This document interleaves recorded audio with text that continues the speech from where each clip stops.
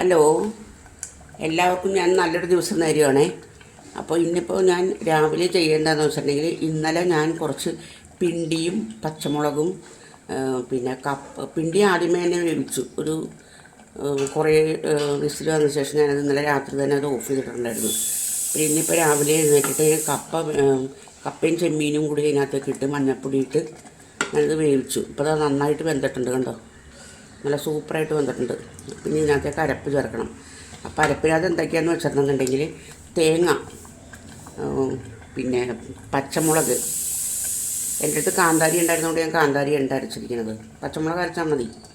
പച്ചമുളക്, പിന്നെ ജീരകം, വെളുത്തുള്ളി, ചുമന്നുള്ളി, ഒരു രണ്ട് മൂന്ന് ഇല വേപ്പില, ഇത്ര സാധനങ്ങളുള്ളൂ. ഇത്ര സാധനങ്ങളും കൂടി ഒരുവിധം നല്ല വെണ്ണ പോലെ തന്നെ അരക്കുക. ഇതിനകത്തേക്ക് ഞാൻ കൂട്ടാൻ പോവുകയാണെങ്കിൽ കണ്ടോളണം കേട്ടോ. മഞ്ഞൾപ്പൊടി ഇട്ടിരിക്കുന്നതുകൊണ്ടാണ് ഞാൻ അരച്ചതിനകത്ത് മഞ്ഞൾപ്പൊടി ഇടാത്തത് കേട്ടോ. നമ്മൾ ചാറ് പോലെയല്ല വെക്കുന്നത്, ഒരുവിധം കുഴമ്പ് പരുവത്തിലാണ് വെക്കുന്നത് കേട്ടോ. കാണിച്ചു തരാമേ.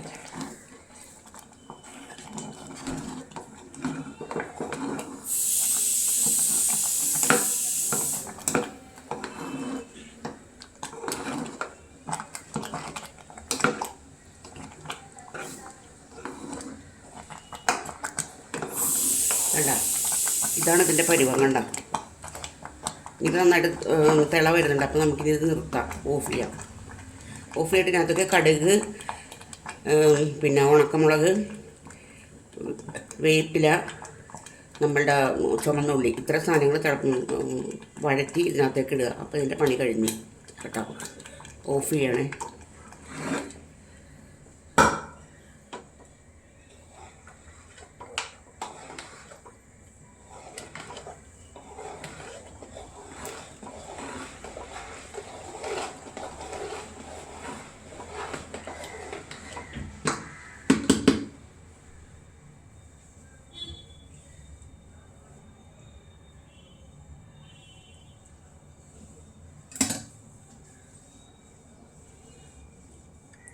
ഞാൻ ഓഫ് ചെയ്ത് ഇറക്കി വെച്ചിട്ട് ഞാൻ താളിക്കാൻ നേരത്ത് കാണിച്ചു തരാം കേട്ടോ. നമ്മളെപ്പോഴും നാടൻ കറികൾ വെക്കുമ്പോഴുണ്ടല്ലോ വെളിച്ചെണ്ണ ഒഴിക്കുന്നതാണ് കേട്ടോ നല്ലത്. ഇതിപ്പോൾ നമ്മുടെ പഴയ കാലത്തെ കറിയല്ലേ, പിണ്ടിക്കറി എന്നൊക്കെ പറഞ്ഞാൽ. അപ്പോൾ നമുക്ക് വെളിച്ചെണ്ണ ഒഴിച്ചു കൊടുക്കുക അതിനകത്തേക്ക്.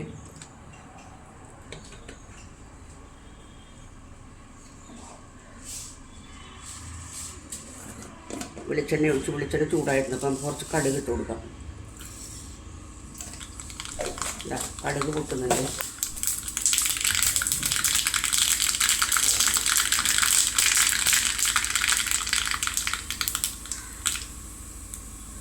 ഇനി അടുത്തത് ഉള്ളി, ചുമന്നുള്ളി ഇട്ട് കൊടുക്കാം. ചുമന്നുള്ളി ഇത് മൊരിയട്ടെ.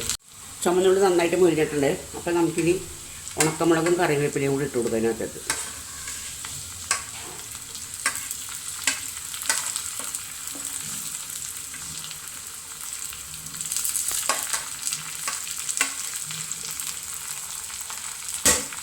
നന്നായിട്ട് ഇളക്കുക.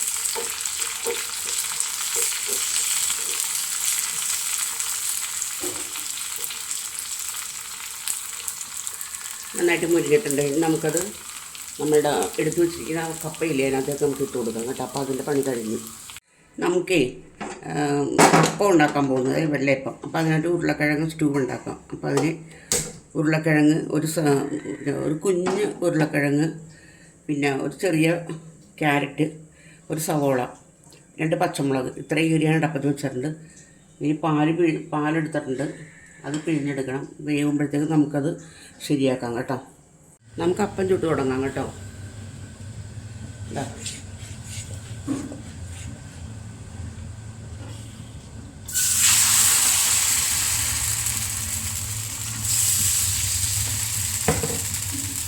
മാവ് ഒഴിച്ച് കൊടുത്തിട്ടുണ്ട്. ഞാൻ ഒന്ന് ചുറ്റിക്കണം.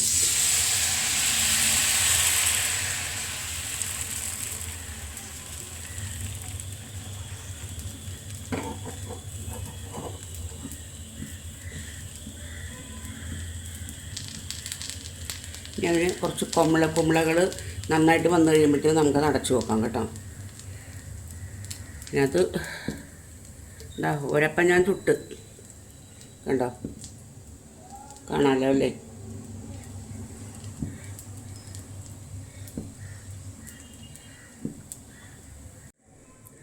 ഈ അപ്പം നമ്മൾ എടുക്കുകയാണ്. ഒരെണ്ണം കൂടി ചുട്ട് കാണിക്കാം കേട്ടോ. കണ്ടോ അപ്പത്തിൻ്റെ ടെക്സ്ചർ കണ്ടോ. ഒരെണ്ണം കൂടി ചുടാം കേട്ടോ.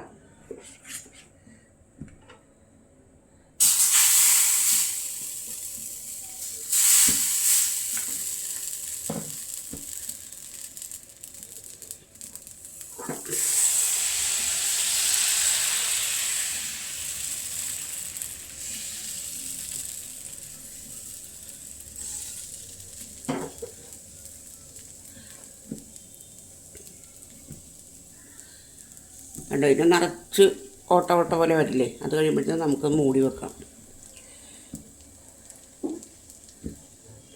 ഇപ്പം ഞാൻ മൂടി വെക്കാൻ പോകുന്നത്. ഞാനവിടെ ഇരുന്ന് വേവട്ടെ. ആ മൂന്നാമത്തെ അപ്പവും ഞാൻ എടുക്കുകയാണേ. ഇനി ഞാൻ കാണിക്കുന്നില്ല കേട്ടോ. അപ്പോൾ ഇനിയിപ്പോൾ അപ്പുറത്തടപ്പിലാണ് ഉരുളക്കിഴങ്ങ് കറി വെക്കാൻ പോകണം. നേരം കാണിക്കും. ഉരുളക്കിഴങ്ങിൻ്റെ വെള്ളം കംപ്ലീറ്റ് വറ്റിയിട്ട് അതാ കണ്ടോ. നമുക്കിനകത്ത് കുറച്ച് തേങ്ങാപ്പാൽ ഒഴിച്ച് കൊടുക്കാം.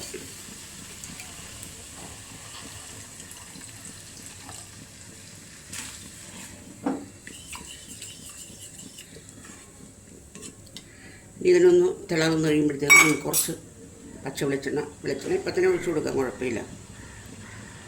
കടുക് തളിക്കുന്നില്ല ഇതിനെ.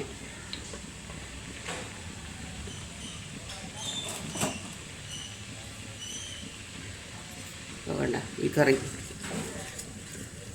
ഉരുളക്കിഴങ്ങും ക്യാരറ്റും കൂടെ.